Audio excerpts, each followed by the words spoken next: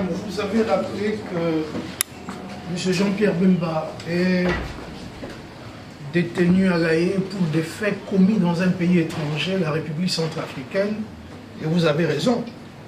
Mais n'avez-vous pas l'impression que Jean-Pierre Bemba est devenu un bouc émissaire? Parce qu'un procès, c'est le lieu par excellence où la vérité doit éclater. Or, il est seul. Où sont les protagonistes centrafricains? C'est eux qui avaient géré les troupes du MLC en Centrafrique. Ils ne sont pas là. Il est tout seul là. Comment, dans ces conditions, faire éclater la vérité? Ça, c'est ma première question. Deuxième question, je suis resté un peu sur ma faim quand vous avez parlé de votre entretien avec le président Jean-Pierre Bemba. Mais j'ai essayé de décrypter votre message quand vous dites qu'il vous a parlé de sa vision. Est-ce que vous voulez sous-entendre qu'il est candidat à l'élection présidentielle en 2016 et qu'il a déjà préparé un projet politique? Voilà. En vous voyant, je me dis, mais c'est quand même quelque part une loi des séries. Vous allez m'excuser au MLC, mais on a l'impression que le MLC, c'est la garde-robe de M. Kabila. Quand il va être traîné pour aller quelque part où bon lui semble, il va aller prendre un costume. Il a pris, vous l'avez cité, Olivier Kamitatu, il a pris François Mwamba, il vient prendre Thomas Louaka, Gonda et tout ça, des culottes aussi, hein, comme Kambinga et autres. Mais quelle est la garantie que vous nous donnez que vous ne faites pas vous n'êtes pas la prochaine cible, la prochaine robe, parce que vous êtes la prochaine robe de M. Kabila. Bon, ok. Ok, merci. Monsieur Baudouin, Oui, M. Baudouin a parlé du procès Jean-Pierre Bemba, parce que ce n'est pas le jour aujourd'hui, sinon on serait rentré en profondeur. Entre autres raisons, pour aller aux concertations, c'est faire comprendre à haute voix à la classe politique, à la population congolaise réunie en concertation cette question-là. Pour dire que j'ai pu en résumer les faits commis en République centrafricaine, mais quels faits? La guerre, c'est comme du tango, on ne danse pas en solo, il faut être à deux. À la limite, peut-être à trois pour la personne qui doit applaudir, ne fût-ce que. Il était seul ou comment? Ça, vous avez parlé à peu près à ma place. Mais comment faire éclater la vérité? Nous sommes soumis justement, lui-même, à commencer par lui-même, et toute sa famille politique, y compris biologique ensemble, nous sommes soumis à la procédure judiciaire de la Cour pénale internationale, qui est une première en fait. La Cour est en train d'aller en tâton, parce que c'est la première fois qu'on ait cette procédure-là de la justice pénale internationale. Plusieurs fois, les juges de la Cour ont demandé au bureau du procureur de requalifier les accusations. C'était sur base de l'article 25 du statut de Rome de la Cour pénale internationale. S'agissant de la responsabilité pénale individuelle, on a demandé au procureur d'aller voir s'il peut trouver des éléments dans l'article 28 sur la responsabilité d'un chef de supérieur hiérarchique. Mais là encore, la seconde, comment je dirais, le procureur s'est recherché, il n'a pas pu, parce que par la suite, la Cour est revenue lui demander de requalifier dans d'autres littéras. On est maintenant au stade où le procureur doit prouver, au-delà de tout doute raisonnable, qu'il aurait dû savoir que ces troupes s'apprêtaient à commettre et qu'il n'avait pas agi. Il aurait dû savoir. Ce n'est pas qu'il avait su, ce n'est pas qu'il avait envoyé et qu'il n'avait rien fait, mais il aurait dû savoir. Mais humainement parlant, comment on aurait dû savoir? Et on aurait dû savoir, il faut d'abord arriver à isoler le fait que de tous les alliés du président Pastassé qui avaient requis l'appui, que de tous ces alliés, il n'y avait que les troupes MLC qui auraient commis ces faits. Si on prouve d'abord cela, au-delà de tout raisonnable, maintenant on dit, bon, parce que c'est Bemba qui les avait envoyés là-bas, est-ce qu'il avait les contrôles et les commandements effectifs de ces troupes? Les opérations militaires sur terre, même si vous agissez en GPS ou je ne sais pas quel autre appareil, sur terrain, vous connaissez comment ça se passe. Et la chaîne de commandement. Tout ça, ce sont les détails où on n'avait pas prévu pour l'entretien de séjour, mais nous sommes vraiment en symbiose, dans la même logique. Et pour faire éclater la vérité, c'est se soumettre à la justice. Ne pas faire obstruction à la justice. Amener les éléments de preuve. Alors, le doute profite à l'accusé. Le procureur a amené les témoins à charge. Nous aussi, nous avons amené des témoins à décharge. Alors, toute cette procédure est arrivée à la fin. Il faut maintenant que la Cour, qui est logiquement entrée en délibéré, puisse se prononcer au vu de ces témoignages. Il y a même une seconde affaire qui est venue se greffer. Comme le procureur était en mal, je mets des réserves pour ne pas entrer dans les dossiers. Comme je connais les dossiers, je risque de sortir les mots où il ne faut pas, mais je vous dis seulement ce qui est public, mis sur la place publique par la Cour elle-même. Le procureur a amené un autre dossier de subornation des témoins. Donc, parce que le procureur sait que ce sont les témoins à charge qui doivent l'aider à prouver, au-delà de tout raisonnable, que le sénateur Jean-Pierre Bemba avait les chaînes de commandement, au-delà de tout raisonnable, donc le contrôle et le commandement effectif des troupes, et que ce sont ces troupes-là qui avaient commis ces exactions. Alors, ces témoins, presque la moitié des témoins se sont rebiffés. Il y a même des témoins qui ont écrit pour dire que nous demandons l'argent. Vous nous avez promis, si nous disons ça, vous allez nous donner l'argent. Et vous, Moreno, vous êtes parti. 21 témoins sur 43.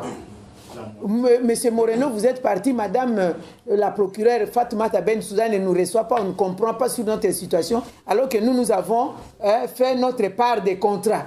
Et le reste, quand est-ce que vous allez nous donner? On a appelé des témoins, à peu près 4, pour venir le prouver. Quand 2 seulement ont parlé, c'était tellement trop que la Cour a suspendu cette audition-là. C'était trop namatoï.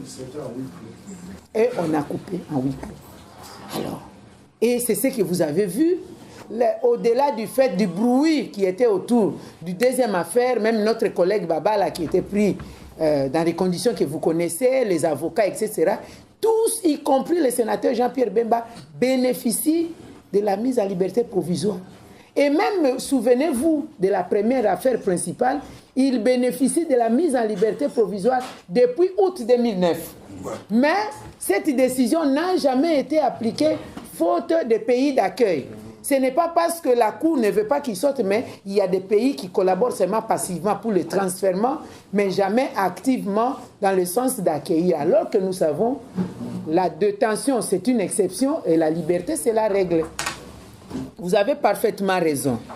Alors, vous avez dit, la deuxième question, si lors de notre entretien, pourquoi on a parlé du programme du parti, la vision, si le président Bemba était candidat. Moi, je voudrais vous dire ceci. Je suis nommé secrétaire général.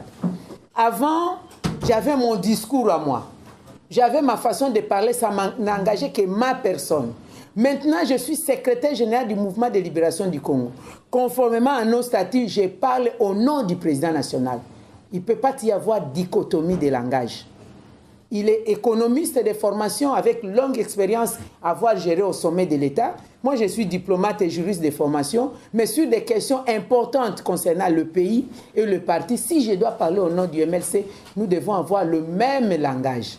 C'est pourquoi il a fallu cette connexion-là, les téléphones, c'est vrai, mais il faut cette présence, cette connexion sur les grandes lignes, parce que je ne vais pas aller là-bas le visiter pour raconter des salades, mais aller parler de la République, parce que je suis la personne attitrée à l'époque. Il ne faut pas que ce que moi je vais dire, après on lui demande, mais monsieur Bemba, votre secrétaire général avait dit, madame secrétaire générale, mais votre président a toujours dit ça. On n'en est pas encore à libérer là où vous voulez. Mais si vous voulez savoir, le MLC va postuler à tous les niveaux. Nous n'avons pas de problème de ces côtés-là. Alors, le MLC, lorsqu'on a parlé de M. Kabila, qui cherche toujours à meubler sa garde-robe à travers le MLC, moi aussi j'avais fait cette réflexion.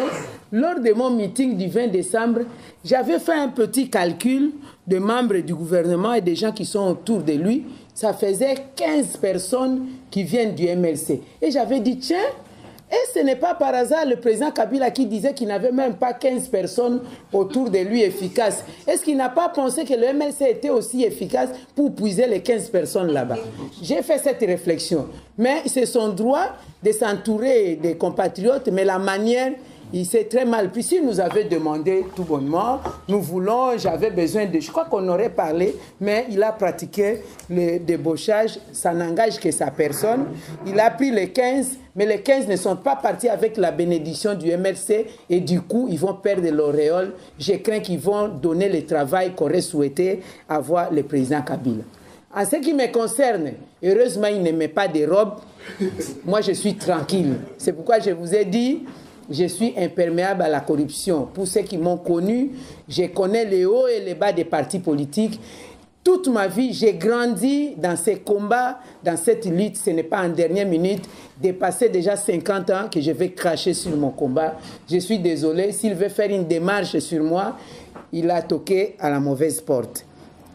Madame la secrétaire générale du parti, je crois que le fait président Mobutu, c'est lui qui est même l'auteur des sessions de province pour la décentralisation.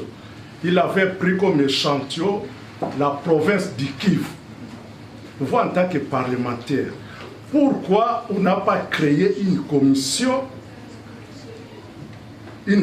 parlementaire de faire l'évaluation du premier travail laissé par le régime écoulé pour voir le niveau du travail qui a été fait, qu'est-ce qu'on doit faire, quelles sont les difficultés qui ont été enregistrées pour permettre de bien pousser la décentralisation.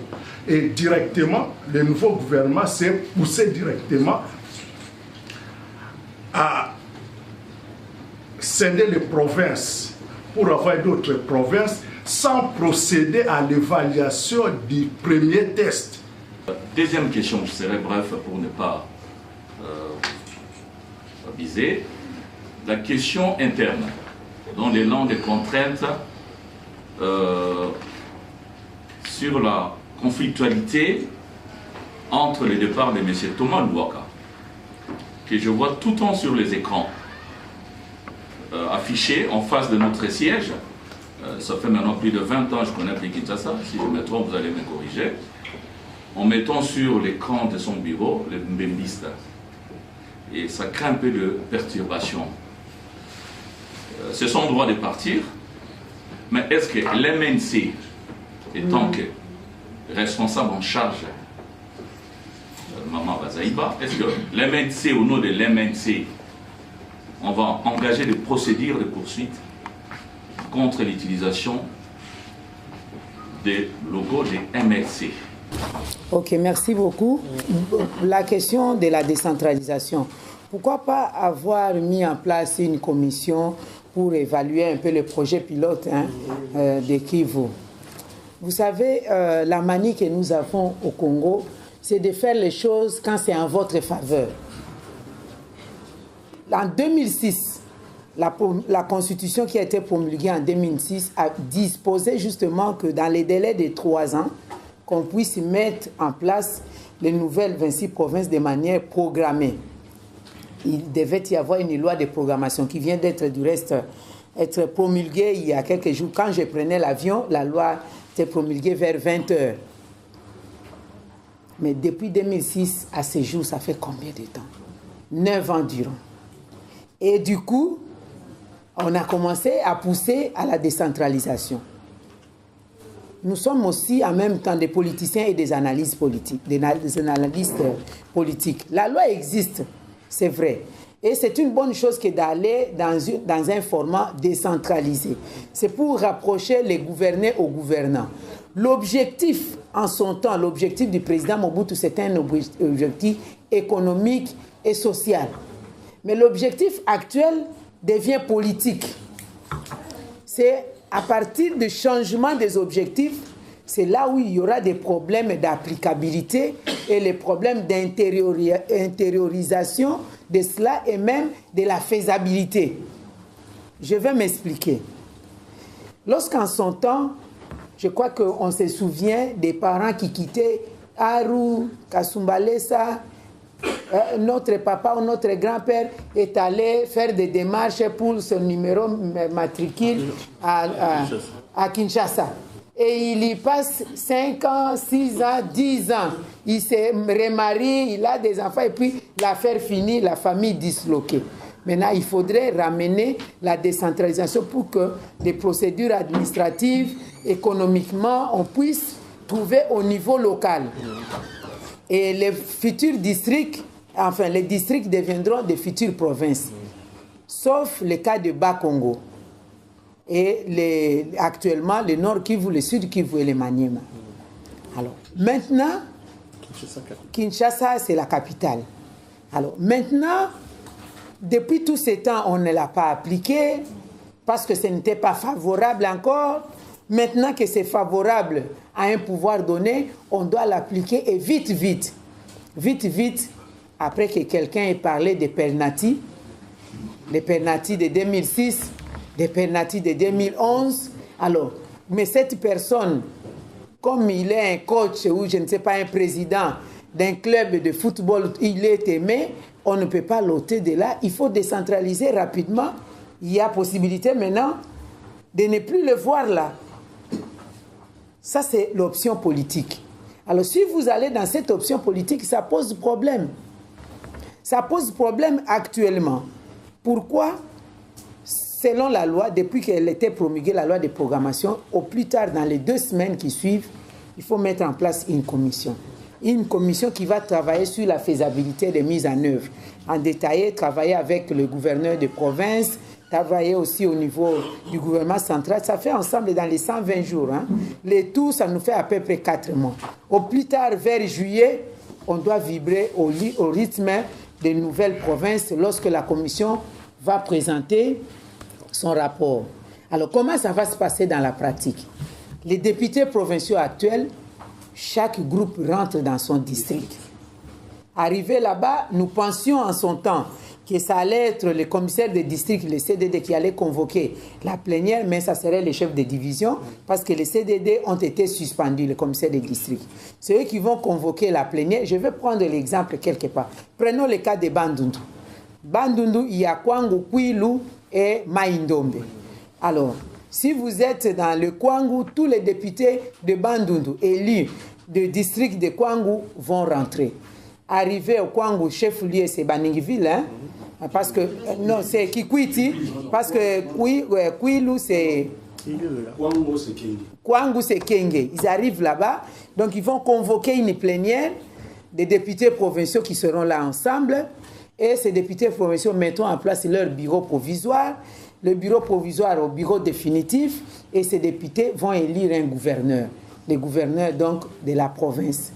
Est-ce que ça serait dans les conditions actuelles avec les députés actuels qui ont déjà le dépassement des mandats, même si c'est provisoire? Ça devient compliqué. C'est pourquoi nous avons dit, nous allons aux élections des députés provinciaux pour que les nouvelles provinces soient organisées avec les nouveaux élus, les nouveaux mandataires, parce que comme la Bible le dit d'ailleurs, on ne peut pas un vieux habit qui est déchiré, on prend un habit neuf pour le coller, ça ne va pas coller. C'est-à-dire que ces députés-là actuels n'ont plus la confiance de la population. Alors, pour vous dire clairement, il n'y a pas eu une évaluation en bonne et due forme. C'est cette commission-là qui va travailler. Nous allons voir comment ça va se faire, comme les Anglais disent, wait and see. Mais nous, en tant que politique au niveau du MLC, nous sommes en train de nous préparer en conséquence pour que rien que la volonté de la population soit mise en application. N'en déplaise du fait qu'il y a la loi qui est promulguée et que le mécanisme a commencé. La question de M. Mboyo, c'est une question interne. D'abord pour les dates. En fait, nous avons fait les calculs judiciaires, vacances judiciaires et tout, procédure comme le dit le statut de Rome.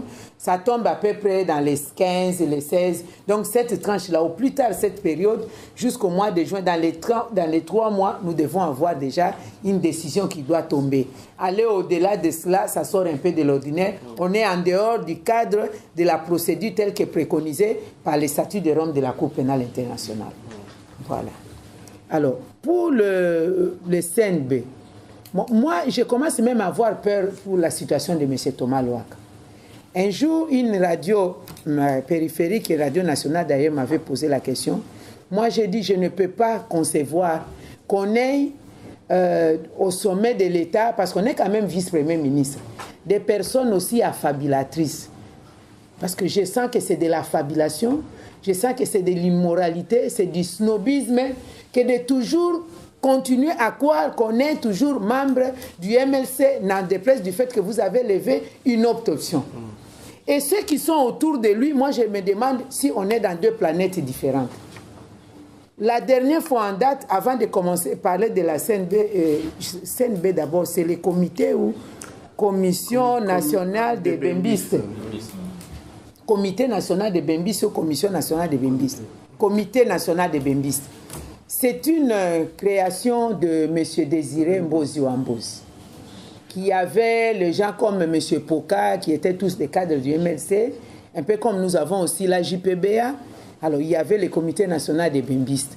Alors, ils ont utilisé maintenant ça, ces labels, pour aller créer une autre permanence et installer le CNB, utiliser l'image et le nom du président national pour avoir des lauréats. Quand bien même on sait qu'à partir du jour où on avait quitté le MLC, on n'est plus en contact ni avec les cadres du MLC, ni avec le président national. La dernière fois en date, moi-même, j'ai vu comment M. Thomas Louaka a expliqué la manière dont il a rencontré le président, c'est comment le président saluait les membres du MLC, les encourageait à aller aux élections et tout. Moi, j'ai peur. Je me suis adressé au Premier ministre, Matata Ponyo. Moi, j'ai dit, je ne peux pas comprendre. Avec tout ce que vous voulez montrer, que vous êtes intègre, vous êtes crédible, comment vous pouvez employer une personne aussi immorale? C'est très dangereux pour la République. C'est très dangereux pour la République. Si on doit tromper déjà au sommet de l'État, il a trompé le chef de l'État. Et le chef de l'État l'a cru. Parce que s'il ne l'avait pas cru, il ne serait pas là où il est. Comment il l'a trompé? Il lui a dit, le président Bemba a accepté que nous allions aux concertations et partant de cela, participer au gouvernement. Alors que c'est lui-même qui a lu les documents d'orientation aux concertations. Le MLC, c'est une opposition forte et républicaine. Nous sommes au Parlement, nous sommes respectueux de toutes les RS et des institutions de la République. Vous nous appelez comme opposition, allez parler, nous allons parler. Mais on n'est pas concerné par votre programme. Nous jouons notre rôle de l'opposition, c'est la police de la démocratie. Dénoncer ce qui ne va pas. Là où ça va, tant mieux. Et après, conquérir le pouvoir conformément à la Constitution et aux lois de la République. Nous sommes allés aux concertations, on avait des motivations fondées. Première motivation, nous devions aller défendre les droits de nos compatriotes qui croupissent en prison. À Makala, le fait seulement d'avoir porté le t-shirt frappé à l'effigie de Bemba, on est arrêté. Le fait de s'appeler un nom en connotation de l'Équateur, on est arrêté. Le fait d'être le médecin du sénateur Jean-Pierre Bemba, on est en prison. Le fait d'être son jardinier, il y a un papa, tu connais le papa jardinier, qui est mort en prison tout simplement parce qu'il était le jardinier du président Bemba. On l'arrête, il est en prison. Yo, Zaraki ko sale pa, no Zaraki ko kata matite, yo. On les fait secret. Et puis, secret. Et puis, il est mort comme ça en prison. Alors, ils sont là nombreux, sans dossier. Nous sommes allés demander l'amnistie. Parce que nous considérons que ce sont des faits politiques. Si nous n'étions pas là, personne n'allait parler contre nous. Nos amis de l'UDPS n'ont pas voulu participer aux concertations. Mais je vous dis qu'après la loi de l'amnistie, même si sa mise en œuvre pose des problèmes, beaucoup de membres de l'UDPS ont bénéficié de cette amnistie et sont dehors. Le MLC, d'ailleurs, aussi en a bénéficié. Une partie, il y a un groupe des compatriotes qui étaient sortis et d'autres, on les avait amenés vers la cité Maman Mobutu. 2 mois après, ils sont revenus maintenant en prison. Peut-être c'est une monnaie pour eux de nous torpiller pour que nous puissions céder à certaines choses. Mais au moins, c'était pour ça. Nous sommes allés donner aussi notre point de vue sur la situation du président Jean-Pierre Bemba. Il est là où il est pour les faits, non des faits commis au Congo, mais dans un autre pays. c'est un fils du pays qui n'est pas condamné, qui bénéficie de la présomption de l'innocence, il est là-bas pas en arrestation, mais on dit prévention, de détention, comment on dit, privation provisoire de liberté. Privation provisoire de liberté. Une autorité du pays, sénateur, ancien vice-président de la République, pourquoi la République ne peut pas penser à son fils? On est allé parler de ça. Et en troisième lieu, c'était ça la demande du président de la République pour dire « J'appelle tous les fils et filles du Congo qu'on vienne réfléchir comment nous devons bouter dehors l'ennemi. » C'était à l'époque du M23. Nous avons donné de nos idées et ces idées étaient appliquées. Nous avons réussi. Les vaillants combattants que vous avez entendus bouter dehors M23 sont tous venus du MLC. Je vais citer les noms de ceux dont on a assassiné, ils sont partis, mais je ne vais pas citer les noms des autres pour ne pas les mettre en situation difficile. Mamadou Ndala, c'est quelqu'un, vaillant combattant du MLC. Le général Baouma, il vient d'où? C'est du MLC. Et tant d'autres qui étaient à la ligne de front. N'en déplaise du fait qu'on est en train de les éliminer. C'était notre stratégie de dire, écoutez, mettez aussi certains fiscs dont nous connaissons les compétences et capacités. Nous avons des thèmes, des techniciens d'état-major, des BEM, des brevetés d'état-major militaire. Mettez-les des stratèges en opération militaire sur terrain. Au moins, quand on leur dit le nord-est du Congo, ils savent ce que c'est. Ce n'est pas ceux qui disent nord-est du Congo, sud-est, vous êtes attaqués de tel côté, ils ne savent pas. Ils ont l'expérience. Ils sont allés au front, vous avez vu les résultats, avec l'appui de nos partenaires extérieurs, la MONUSCO notamment. C'était ce que nous sommes en train de faire. Mais en ce qui concerne le gouvernement, les choses étaient claires. C'est Thomas Lohaka qui l'a lu. Ce n'est pas San City bis, ce n'est pas la conférence nationale souveraine pour le partage équitable et équilibré du pouvoir. Il avait lu ça clairement. Mais il a trompé le président de la République que c'était une façon pour nous de monter des enchères. Et que nous avions demandé la primature, il y est allé là-bas. Mais nous avons envoyé des signaux clairs. Qu'en son temps, je crois qu'on se souvient des parents qui quittaient Aru, Kasumbalesa. Notre papa ou notre grand-père est allé faire des démarches pour son numéro matricule à Kinshasa. Et il y passe 5 ans, 6 ans, 10 ans. Il s'est remarié, il a des enfants et puis l'affaire finie, la famille disloquée. Maintenant, il faudrait ramener la décentralisation pour que les procédures administratives, économiquement, on puisse trouver au niveau local. Et les futurs districts, enfin les districts deviendront des futures provinces, sauf le cas de Bas-Congo. Et actuellement, le Nord Kivu, le Sud Kivu et le Maniema. Alors, maintenant, Kinshasa, c'est la capitale. Alors, maintenant, depuis tout ce temps, on ne l'a pas appliqué parce que ce n'était pas favorable encore. Maintenant que c'est favorable à un pouvoir donné, on doit l'appliquer et vite, vite. Vite, vite, après que quelqu'un ait parlé des Pernati, les Pernati de 2006, des Pernati de 2011. Alors, mais cette personne, comme il est un coach ou je ne sais pas, un président d'un club de football, il est aimé, on ne peut pas l'ôter de là. Il faut décentraliser rapidement. Il y a possibilité maintenant de ne plus le voir là. Ça, c'est l'option politique. Alors, si vous allez dans cette option politique, ça pose problème. Ça pose problème actuellement. Pourquoi? Selon la loi, depuis qu'elle était promulguée, la loi de programmation, au plus tard, dans les 2 semaines qui suivent, il faut mettre en place une commission. Une commission qui va travailler sur la faisabilité des mises en œuvre. En détail, travailler avec le gouverneur de province, travailler aussi au niveau du gouvernement central. Ça fait ensemble dans les 120 jours. Hein. Les tout, ça nous fait à peu près 4 mois. Au plus tard, vers juillet, on doit vibrer au rythme des nouvelles provinces lorsque la commission va présenter son rapport. Alors, comment ça va se passer dans la pratique? Les députés provinciaux actuels, chaque groupe rentre dans son district.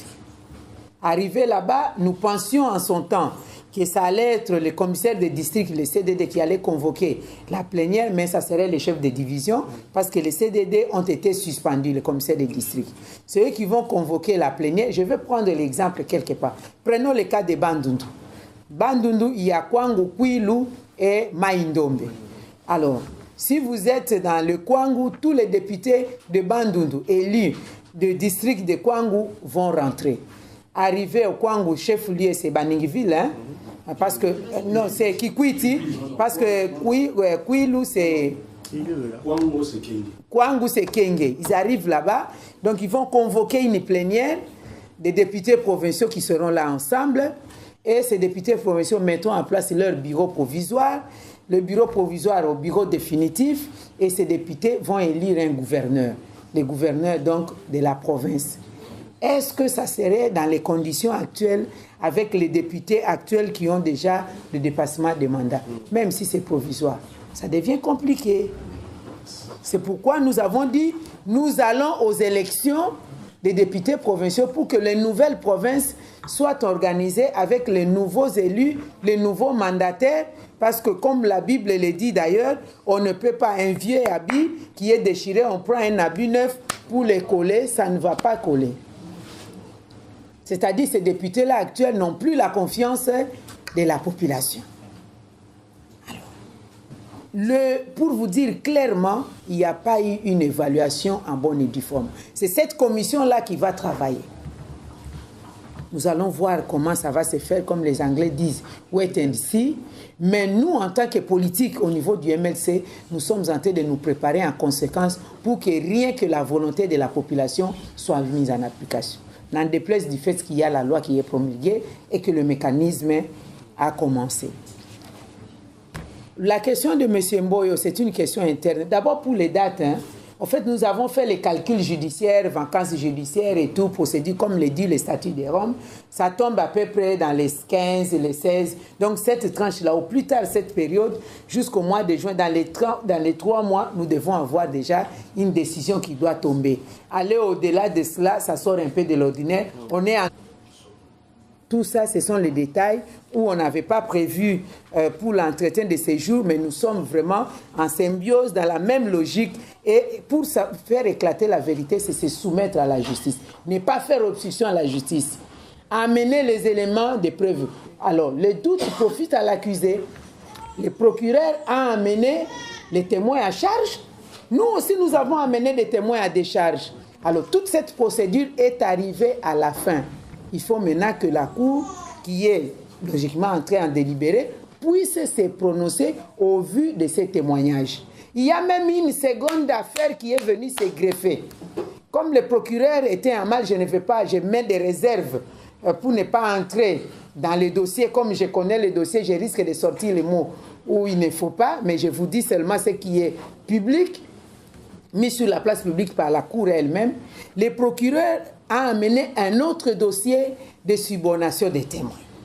Donc, parce que le procureur sait que ce sont les témoins à charge qui doivent l'aider à prouver, au-delà de tout raisonnable, que le sénateur Jean-Pierre Bemba avait les chaînes de commandement, au-delà de tout raisonnable, donc le contrôle et le commandement effectif des troupes, et que ce sont ces troupes-là qui avaient commis ces exactions. Alors, ces témoins, presque la moitié des témoins se sont rebiffés. Il y a même des témoins qui ont écrit pour dire que nous demandons l'argent. Vous nous avez promis, si nous disons ça, vous allez nous donner l'argent. Et vous, Moreno, vous êtes partis. 21 témoins sur 43. Monsieur Moreno, vous êtes parti. Madame la procureure Fatoumata Bensouda ne nous reçoit pas. On ne comprend pas sur notre situation. Alors que nous avons fait notre part des contrats. Et le reste, quand est-ce que vous allez nous donner? On a appelé des témoins, à peu près 4, pour venir le prouver. Quand 2 seulement ont parlé, c'était tellement trop que la Cour a suspendu cette audition-là. C'était trop namatoï. Et on a coupé en 8 clos. Alors, et c'est ce que vous avez vu. Au-delà du fait du bruit qui était autour du deuxième affaire, même notre collègue Babala qui était pris dans les conditions que vous connaissez, les avocats, etc., tous, y compris le sénateur Jean-Pierre Bemba, bénéficient de la mise en liberté provisoire. Et même, souvenez-vous de la première affaire principale, il bénéficie de la mise en liberté provisoire depuis août 2009. Mais cette décision n'a jamais été appliquée faute de pays d'accueil. Ce n'est pas parce que la Cour ne veut pas qu'il sorte, mais il y a des pays qui collaborent seulement passivement pour le transfèrement, mais jamais activement dans le sens d'accueillir. Alors que nous savons, la détention, c'est une exception et la liberté, c'est la règle. Vous avez parfaitement raison. Alors, vous avez dit, la deuxième question, si lors de notre entretien, pourquoi on a parlé du programme du parti, la vision, si le président Bemba était candidat. Moi, je voudrais vous dire ceci. Je suis nommé secrétaire général. Avant, j'avais mon discours à moi. J'avais ma façon de parler, ça n'engageait que ma personne. Maintenant, je suis secrétaire général du mouvement de libération du Congo. Conformément à nos statuts, je parle au nom du président national. Il ne peut pas y avoir dichotomie de langage. Il est économiste de formation avec longue expérience à avoir géré au sommet de l'État. Moi, je suis diplomate et juriste de formation, mais sur des questions importantes concernant le pays et le parti, si je dois parler au nom du MLC, nous devons avoir le même langage. C'est pourquoi il a fallu cette connexion-là, les téléphones, c'est vrai, mais il faut cette présence, cette connexion sur les grandes lignes, parce que je ne vais pas aller là-bas le visiter pour raconter des salades, mais aller parler de la République, parce que je suis la personne attitrée à l'époque. Il ne faut pas que ce que moi je vais dire, après on lui demande, mais monsieur Bemba, votre secrétaire général avait dit, madame secrétaire générale, mais votre président a toujours dit ça. On n'en est pas encore à libérer là où vous voulez. Mais si vous voulez savoir, le MLC va postuler à tous les niveaux. Nous n'avons pas de problème de ces côtés-là. Alors, le MLC, bon, lorsqu'on a parlé de M. Kabila, qui cherche toujours à meubler sa garde-robe à travers le MLC, moi aussi j'avais fait cette réflexion. Lors de mon meeting du 20 décembre, j'avais fait un petit calcul de membres du gouvernement et des gens qui sont autour de lui. Ça faisait 15 personnes qui viennent du MLC. Et j'avais dit, tiens, et ce n'est pas par hasard le président Kabila qui disait qu'il n'avait même pas 15 personnes autour de lui. Madame, vous avez rappelé que M. Jean-Pierre Bemba est détenu à La Haye pour des faits commis dans un pays étranger, la République centrafricaine, et vous avez raison. Mais n'avez-vous pas l'impression que Jean-Pierre Bemba est devenu un bouc émissaire? Parce qu'un procès, c'est le lieu par excellence où la vérité doit éclater. Or, il est seul. Où sont les protagonistes centrafricains? C'est eux qui avaient géré les troupes du MLC en Centrafrique. Ils ne sont pas là. Il est tout seul là. Comment, dans ces conditions, faire éclater la vérité? Ça, c'est ma première question. Deuxième question, je suis resté un peu sur ma faim quand vous avez parlé de votre entretien avec le président Jean-Pierre Bemba. Mais j'ai essayé de décrypter votre message quand vous dites qu'il vous a parlé de sa vision. Est-ce que vous voulez sous-entendre qu'il est candidat à l'élection présidentielle en 2016 et qu'il a déjà préparé un projet politique? Voilà. En vous voyant, je me dis, mais c'est quand même quelque part une loi des séries. Vous allez m'excuser au MLC, mais on a l'impression que le MLC, c'est la garde-robe de M. Kabila. Quand il va être traîné pour aller quelque part où bon lui semble, il va aller prendre un costume. Il a pris, vous l'avez cité, Olivier Kamitatu, il a pris François Mwamba, il vient prendre Thomas Louaka, Gonda et tout ça, des culottes aussi, hein, comme Kambinga et autres. Mais quelle est la garantie que vous nous donnez que vous ne faites pas vous n'êtes pas la prochaine cible, la prochaine robe, parce que vous êtes la prochaine robe de M. Kabila. Bon, ok. Ok, merci. Oui, M. Baudouin a parlé du procès Jean-Pierre Bemba, parce que ce n'est pas le jour aujourd'hui, sinon on serait rentré en profondeur. Entre autres raisons, pour aller aux concertations, c'est faire comprendre à haute voix à la classe politique, à la population congolaise réunie en concertation cette question-là. Pour dire que j'ai pu en résumer les faits commis en République centrafricaine, mais quels faits? La guerre, c'est comme du tango, on ne danse pas en solo, il faut être à deux. À la limite, peut-être à 3 pour la personne qui doit applaudir, ne fût-ce que. Il était seul ou comment? Ça, vous avez parlé à peu près à ma place. Mais comment faire éclater la vérité? Nous sommes soumis justement, lui-même, à commencer par lui-même, et toute sa famille politique, y compris biologique ensemble, nous sommes soumis à la procédure judiciaire de la Cour pénale internationale, qui est une première en fait. La Cour est en train d'aller en tâton, parce que c'est la première fois qu'on ait cette procédure-là de la justice pénale internationale. Plusieurs fois, les juges de la Cour ont demandé au bureau du procureur de requalifier les accusations. C'était sur base de l'article 25 du statut de Rome de la Cour pénale internationale.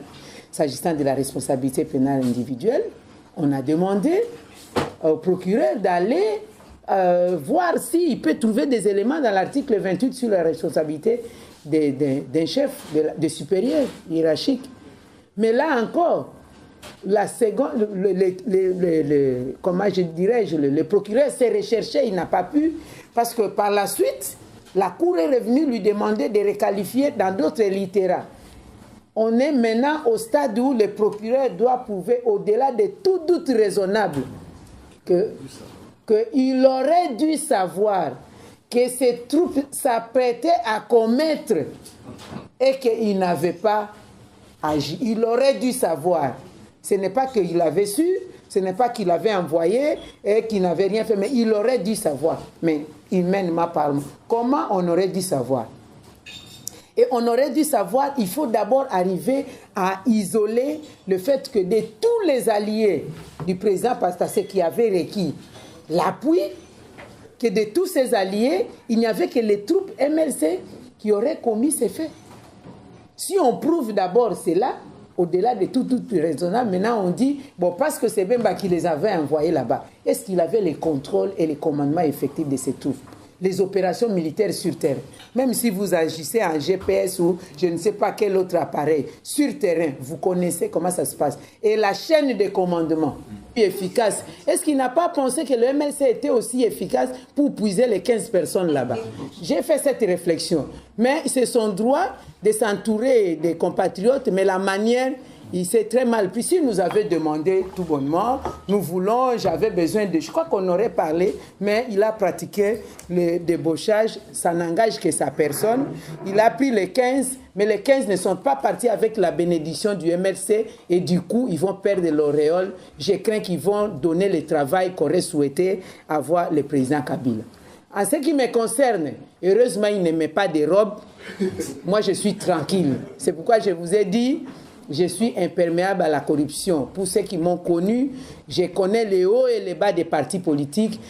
Toute ma vie, j'ai grandi dans ces combats, dans cette lutte. Ce n'est pas en dernière minute, dépassé déjà 50 ans, que je vais cracher sur mon combat.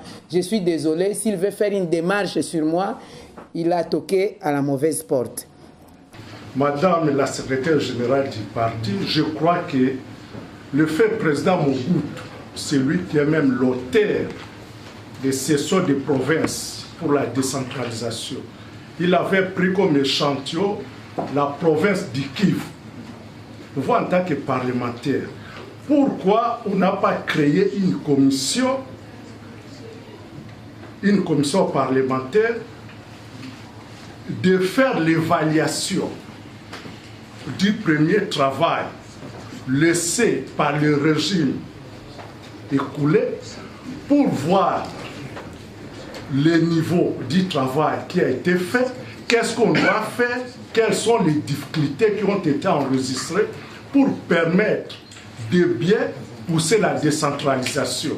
Et directement, le nouveau gouvernement s'est poussé directement à scinder les provinces pour avoir d'autres provinces sans procéder à l'évaluation du premier test. Deuxième question, je serai bref pour ne pas abuser. La question interne, dans l'élan des contraintes sur la conflictualité entre les départs de M. Thomas Louaka, que je vois tout le temps sur les écrans, affiché en face de notre siège. Ça fait maintenant plus de 20 ans que je connais Kinshasa. Si je me trompe, vous allez me corriger. en mettant sur l'écran de son bureau les mbembistes. Et ça crée un peu de perturbation. C'est son droit de partir, mais est-ce que l'MNC, étant que responsable en charge, Maman Bazaïba, est-ce que l'MNC, au nom de l'MNC, on va engager des procédures de poursuite contre l'utilisation des logos des MLC? Ok, merci beaucoup. La question de la décentralisation. Pourquoi pas avoir mis en place une commission pour évaluer un peu le projet pilote de Kivu? Vous savez, la manie que nous avons au Congo, c'est de faire les choses quand c'est en votre faveur. En 2006, la constitution qui a été promulguée en 2006 a disposé justement que dans les délais de 3 ans, qu'on puisse mettre en place les nouvelles 26 provinces de manière programmée. Il devait y avoir une loi de programmation qui vient d'être, du reste, être promulguée il y a quelques jours. Quand je prenais l'avion, la loi était promulguée vers 20 h. Mais depuis 2006 à ce jour, ça fait combien de temps? 9 ans durant. Et du coup, on a commencé à pousser à la décentralisation. Nous sommes aussi en même temps des politiciens et des analystes politiques. La loi existe, c'est vrai. Et c'est une bonne chose que d'aller dans un format décentralisé. C'est pour rapprocher les gouvernés aux gouvernants. L'objectif, en son temps, l'objectif du président Mobutu, c'est un objectif économique et social. Mais l'objectif actuel devient politique. C'est à partir du changement des objectifs, c'est là où il y aura des problèmes d'applicabilité et les problèmes d'intériorisation de cela et même de la faisabilité. Je vais m'expliquer.